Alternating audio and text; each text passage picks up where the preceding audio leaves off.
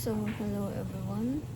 We will demonstrate na po yung system namin na Disaster Response Management System specifically for the Barangay Calao West.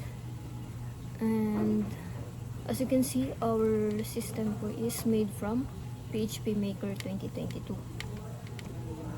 So, let's go over first po sa admin. Login po muna natin. And then, ayun po.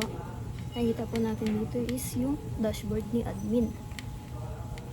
Nakikita niya po dito is yung users, residents, notification sent, and post-disaster reports. And sa baba niya po is mga shortcuts for system settings, management, users, and post reports. And here po dito sa section na to is yung mga 10 recent activity logs. Dito po makikita yung mga ni-add, ni-edit, ni-delete. Dito po makikita lahat yun. So, punta po muna tayo sa mga users. And as you can see po, meron kaming two users na dinagdag dito. And may isang barangay official na may level ID ng barangay official, and then sample user na may level ID na resident.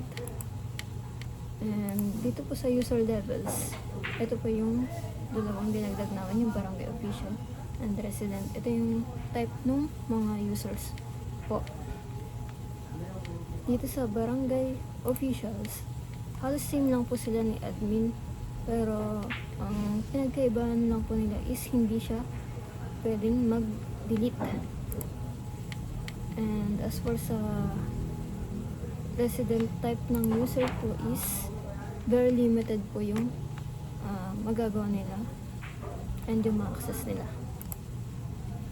And then next, punta naman po tayo sa mga residents. As you can see, meron na po kaming data dito. Ito po yung nakuha namin sa Calao West. And ito daw po yung mga evacuees nung bagyong Nika. So, nilagay na lang po namin siya dito. And yung mga fields po dito is binase lang din namin sa nakuha naming copy ng list nila ng evacuees po. Siguro may mga dinagdag lang po kami ng 1 or 2 fields. Ganun. And ito naman po yung section ng evacuees. Dito po mag-a-add si admin or si barangay official.